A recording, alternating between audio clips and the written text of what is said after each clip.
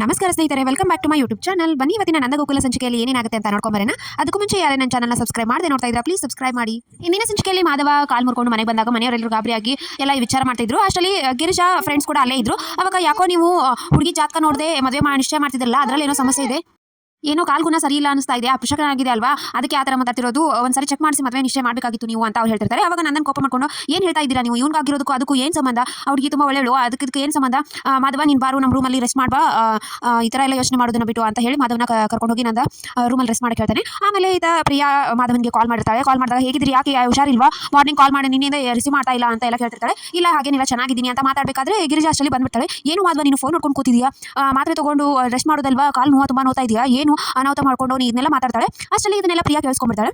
ಅವಾಗ ಹೌದಾ ಏನಾಗಿದೆ, ನಿಜ ಹೇಳಿ ನನ್ನ ಮೇಲೆ ಆನೆ ಮಾಡಿ ಹೇಳಿ ಅಂತ ಹೇಳಿದ ತಕ್ಷಣ ಇಲ್ಲ ಚಿಕ್ಕ ಆಕ್ಸಿಡೆಂಟ್ ಆಗಿದೆ, ಕಾಲು ಇದಾಗಿದೆ, 3 ವಾರ ಬೇಕು ಅಂತ ಎಲ್ಲ ಹೇಳ್ತಾನೆ ಮಾಧವ. ಅದಕ್ಕೆ ಹೌದಾ ಇದನ್ನ ಮಾಡಿ ಅಂತ ಹೇಳಿ ಸಡನ್ ಆಗಿ ಪ್ರಿಯಾ ಅವ್ರ ಅಮ್ಮನಿಗೆ ಓಡೋಗಿ ವಿಷಯ ಎಲ್ಲ ಹೇಳ್ತಾಳೆ. ನಾನು ಇವಾಗಲೇ ಅವ್ರನ್ನ ನೋಡ್ಬೇಕಮ್ಮ, ಬನ್ನಮ್ಮ ಬಾಮ ಹೋಗೋಣ ಅಂತ ಹೇಳ್ತಾಳೆ. ಇವಾಗೆಲ್ಲ ಹೋಗೋಕ್ಕಾಗೋದಿಲ್ಲ ಅಮ್ಮ, ನೀನು ಮನೆ ತುಂಬಿಸ್ಕೊಂಡ ಮೇಲೆ ಹೋಗೋದು, ನೀನು ಇವಾಗ ವಿಚಾರಿಸಿದ್ಯಾ ತಾನೇ, ನಾನು ಕಾಲ್ ಮಾಡಿ ವಿಚಾರಿಸ್ತೀನಿ ಅಂತ ಹೇಳಿ ಅವರಮ್ಮ ಸಮಾಧಾನ ಮಾಡ್ತಾಳೆ. ಆಮೇಲೆ ಮಾರನೇ ದಿನ ಬೆಳಗ್ಗೆ ಎಲ್ಲ ಚಪ್ಪುಶಾಸ್ತ್ರ ಎಲ್ಲ ಶುರು ಆಗುತ್ತೆ.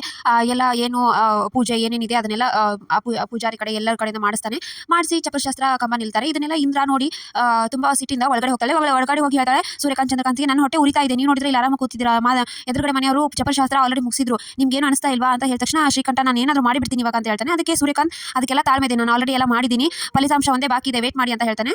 ಅದಕ್ಕೆ ಕಲಾ ಹಾಗೆ ಅಜ್ಜು ಮಾತಾಡ್ತಿರ್ತಾರೆ, ಏನೋ ಅನಾಹುತ ಮಾಡಿಕೊಟ್ಟಿದ್ದಾನೆ ಇವನು ಅಂತ ಹೇಳಿ ಮಾತಾಡ್ತಿರ್ತಾರೆ. ಆಮೇಲೆ ಪ್ರಿಯಾ ಮನೆ ಕಡೆ ಅವರಮ್ಮ ಹೇಳ್ತಿರ್ತಾರೆ ಚಪ್ಪಶಾಸ್ತ್ರ ಎಲ್ಲ ಮುಗ್ದಿರುತ್ತಲ್ಲ ಬೀಗ್ರ ಮನೆಯಲ್ಲಿ, ನಾವು ಹೋಗಾಗಿದ್ರೆ ಚೆನ್ನಾಗಿರ್ತಿತ್ತು ಅಂತೆಲ್ಲ ಮಾತಾಡ್ತಿರ್ತಾರೆ. ಆವಾಗ ಪ್ರಿಯಾ ಹಾಗೆ ಅವ್ರ ತಂಗಿ ಇಬ್ರು ಬರ್ತಾರೆ. ನಮ್ಮ ಮನೇಲೂ ಚಪ್ಪಶಾಸ್ತ್ರ ಆಯ್ತಲ್ವಾ ಇವಾಗ ಅಂತ, ಎಲ್ಲ ಆಯ್ತಮ್ಮ ಅಂತ ಅವಳ ಸಣ್ಣ ತಂಗಿ ಕೇಳ್ತಾರೆ.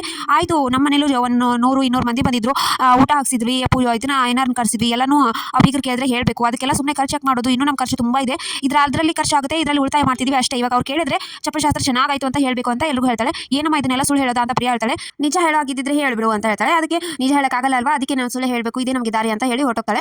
ಮಾಧವನಿಗೆ ನಾಂದಿ ಮಾಡೋ ಕಾರ್ಯಕ್ರಮ ಎಲ್ಲ ಶುರು ಆಗುತ್ತೆ, ಎಲ್ಲ ಪೂಜೆ ಎಲ್ಲ ಮಾಡಕ್ಕೆ ಹೇಳ್ತಾನೆ. ಆಮೇಲೆ ಕಂಕಣ ಕಟ್ಟಿ ಕೈಗೆ ಅಂತ ಹೇಳಿದ ತಕ್ಷಣ ಕೈ ಮುಂದೆ ಮಾಡಿರ್ತಾನೆ. ಅಷ್ಟರಲ್ಲಿ ಪೊಲೀಸ್ ಬಂದು ಕೈಗೆ ಬೇಡಿ ಹಾಕ್ಬಿಡ್ತಾನೆ. ಅದಕ್ಕೆ ಮಾಧವನು ಕೂಡ ಶಾಕ್ ಆಗ್ತಾನೆ, ಹಾಗೆ ನಂದನ್ ಆಗಿ ಗಿರಿಜಾ ಎಲ್ಲರೂ ಮನೆಯವರೆಲ್ಲರೂ ಶಾಕ್ ಆಗ್ತಾರೆ. ಯಾಕೆ ಏನು ಮಾಡ್ತಾ ಇದ್ರೆ, ಯಾಕೆ ನನ್ನ ಮಗನಿಗೆ ಇದು ಮಾಡ್ತಾ ಇದ್ದಾರೆ ಅಂತ ಕೇಳಿದ ತಕ್ಷಣ ಪೊಲೀಸ್ ವಲ್ಲಭ ಕೇಶವ ಅಂದ್ರೆ ನೀವೇನಾ, ಬನ್ನಿ ಇನ್ಸ್ಪೆಕ್ಟರ್ ಅರೆಸ್ಟ್ ಮಾಡಿ ಅವ್ರನ್ನೆಲ್ಲ ಅಂತ ಹೇಳ್ತಾನೆ. ಯಾಕೆ ಏನು ಕಾರಣ ಇಲ್ಲದೆ ಹೇಗೆ ಅರೆಸ್ಟ್ ಮಾಡ್ತೀರಾ ಅಂತ ನಂದನ್ ಕುಮಾರ್ ಕೇಳ್ತಾನೆ. ಅದಕ್ಕೆಲ್ಲ ಕಾರಣ ಇದೆ, ಇವರು ಶ್ರೀಕಂಠನ್ ಮೇಲೆ ಹಲ್ಲೆ ಮಾಡಿದ್ದಾರೆ ಅಂತ ಕಂಪ್ಲೇಂಟ್ ಕೊಟ್ಟಿದ್ದಾರೆ ಅಂತ ಹೇಳಿದ ತಕ್ಷಣ ಮನೆಯವರೆಲ್ಲರೂ ಶಾಕ್ ಆಗ್ತಾರೆ.